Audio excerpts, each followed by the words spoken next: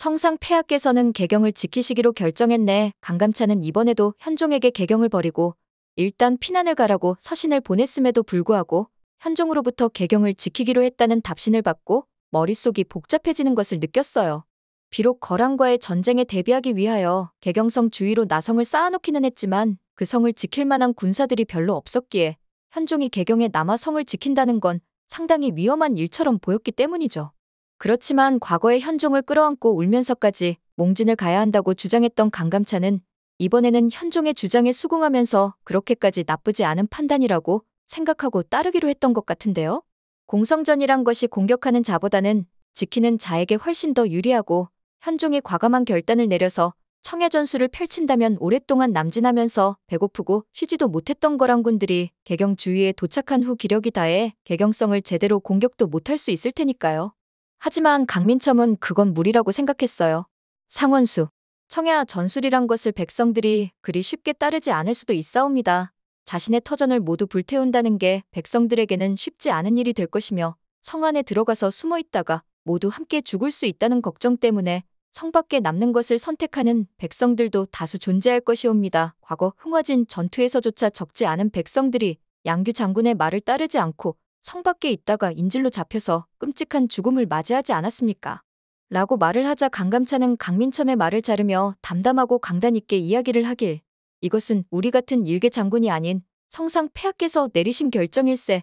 나는 지난번 폐하께서 거란의 친주를 간다실 때 고려의 만 백성들이 나와 마치 어버이를 잃은 듯 우는 것을 보았고, 한편 성상폐하께서도 백성들을 생각하기를 자신의 친자식처럼 중하게 여기시는 걸 봤으니 백성들이 그리 슬피 울어댄 것은 성상폐하가 자신들을 어떤 마음으로 대하는지 이미 다 알고 느꼈기 때문이라 믿네. 우리가 생각하는 것 이상으로 폐하와 고려 백성들의 관계는 이미 상당히 끈끈해져 있을지도 모르네. 내 비록 폐하께 도망가라 서신을 보내었지만 지금 생각하니 그것은 내 짧은 생각일 뿐, 폐하와 개경의 백성들은 공성전을 펼치며 우리가 도착하여 거란을 괴멸시킬 기회를 만들고자 끝까지 버텨줄 걸세. 그러니 강민첨, 이제 우리가 해야 할 일은 공성전을 펼칠지 말지 왈가왈부하는 것이 아니라 그저 앞으로 우직하니 나아가 거란군을 섬멸시키는 방법만 생각해내는 것일세. 강민첨은 강감찬이 이리 주장하는 데는 분명히 자기가 모르는 무언가를 잘 알고 추진하는 것일 거라고 믿었고, 그저 상원수 강감찬이 지시하는 대로 행해 이 전쟁을 승리로 이끌어야겠다 마음을 다잡으며 부하 장수들을 불러서 현종이 보낸 서신에 대해 알렸습니다. 뭐시오? 거란군이 개경으로 향한다고요? 개경의 가족들이 남아있는 병사들은 강민첨의 충격적인 이야기를 듣자마자 자신의 가족들을 구하러 가기 위해 미친 듯이 개경으로 달려가기 원했습니다.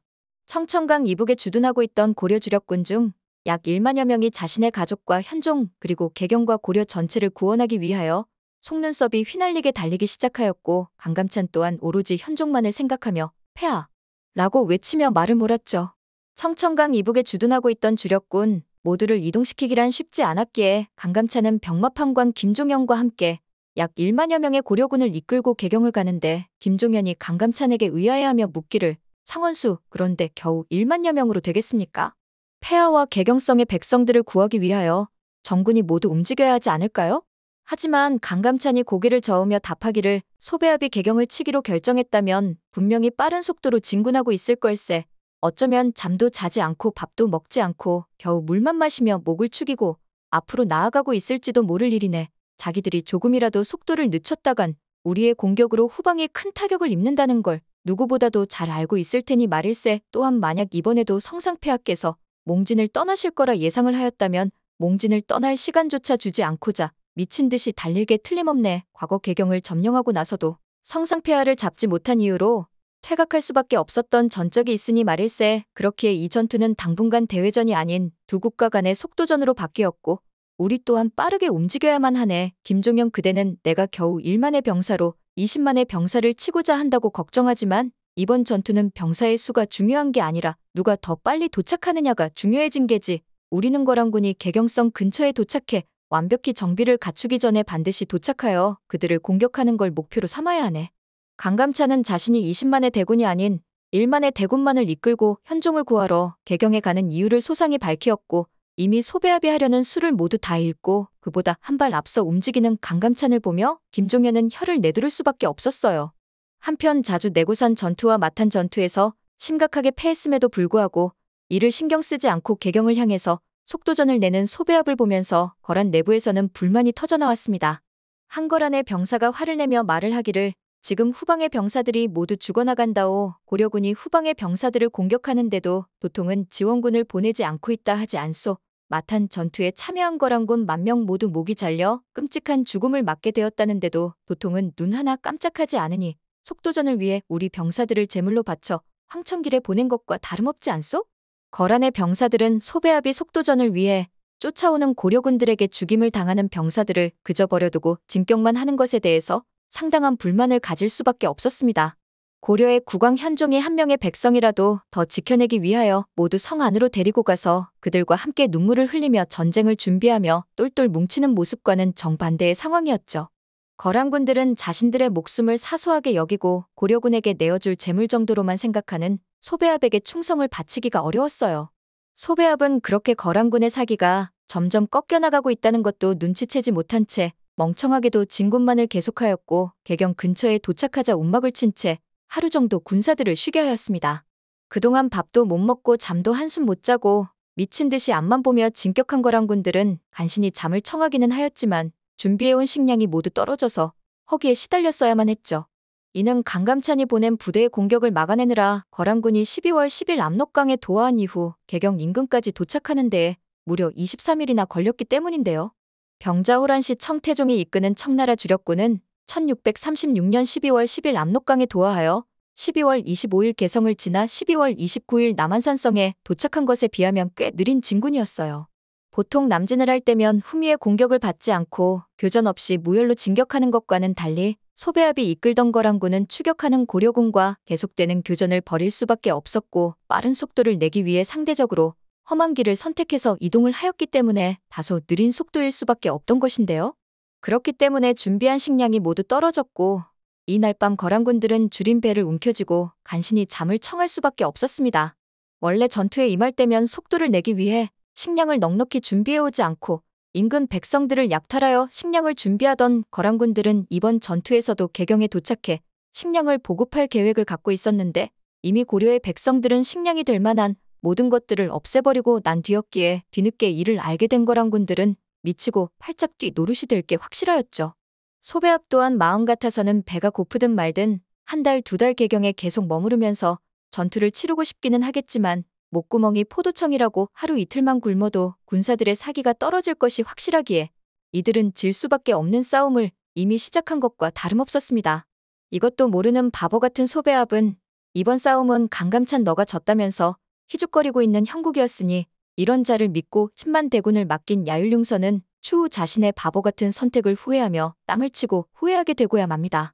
개경에 남아서 소배압의 거란군과 맞서 싸우기로 결심한 현종에 대해 고려사 권사에 기록되어 있길 1018년 음력 12월 26일 갑인일에 개경에 삼엄한 경계를 폈다. 1019년 음력 1월 3일 왕이 성 밖에 백성들을 거두어 성 안으로 들어오게 하여 청야전술로 거란군을 대비하였다. 이렇게 현종은 거란군을 상대로 철저하게 준비를 하였고 거란의 소배압은 정찰대를 보내 개경 수비를 알아보고 개경성 군사의 수가 적으면 바로 기습을 감행할 작정이었지만 현종이 이미 소배압의 모든 움직임을 손바닥 익듯이 훤히 꿰고 있다는 걸 소배압은 전혀 눈치를 채지 못했어요.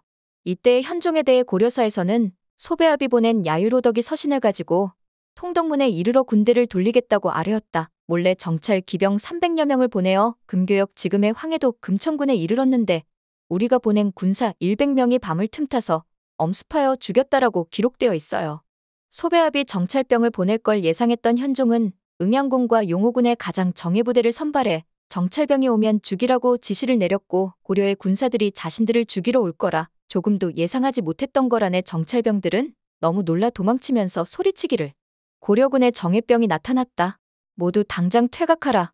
라며 걸음아 날 살려라 꽁지를 빼면서 도망치느라 정신이 없었지만 개경성 주위의 지리를 하나도 모르는 이들은 개경성 근처 지리를 잘 아는 고려 정예군들의 밥이 된 거나 다름이 없었는데요. 그렇게 300여 명의 정찰병까지 모두 죽자 소배압은 개경성 안에 아직도 능력 있는 정예부대가 많이 남아있다고 판단했죠. 그때 거란의 척후병이 달려오며 말했어요. 도통, 큰일 났습니다. 고려의 군대가 속속들이 몰려오고 있습니다. 뭐시라? 고려 군대가 벌써 도착했다고. 우리도 일이 오래 걸렸던 것을 그들이 어찌 이리 빨리 도착했단 말이냐? 고려군의 추격 속도를 늦추기 위하여 거란군 병사들의 목숨까지 제물로 바치며 후미에 남겨놓고 왔었음에도 불구하고 간만에 차이로 쫓아온 고려군을 보고 소배압은 좌절하고 말았어요. 멍청한 돌대가리 같은 것들. 내가 고려군의 속도를 늦춰야 한다고 그리 신신당부를 했건만을 도대체 얼마나 빨리 전멸당했으면 고려군이 이렇게 빨리 당도한다는 말인가. 화가 난 소배압은 어찌할 바를 몰라 하면서 결국 회군을 결정하고야 말았습니다. 선화봉사고려도경이라는 책에는 이와 관련하여 재미난 설화가 하나 있는데요. 바로 거란군이 회군을 결정한 이유 중에 하나가 고려의 소나무를 고려군으로 착각하고 고려군의 숫자가 상당히 많다고 생각해 회군을 결정했다는 내용이었어요. 선화봉사고려도경의 원문을 살펴보면 고려에는 고산이라고 불리는 신이 있는데 상부 연간에 거란군이 침입을 해오자 그 신이 밤중에 소나무 수만 그루로 변화하여 사람의 소리를 내기 시작을 하니 적군은 원군이 있는가 의심하고 곧 후퇴했다. 후에 그 산을 봉작하여 숭이라 하고 그 신을 제사 지내 받들었다고 한다 라고 적혀 있는데요. 거란군이 얼마나 꽁지를 빼면서 달아났으면 소나무를 고려군이라고 착각하고 도망갔다는 이야기까지 전해 내려오는지 이 장면을 생생하게 그려낼 고려거란 전쟁 다음 회가 정말 기대됩니다. 오늘 영상 재밌으셨다면 구독과 좋아요 부탁드려요.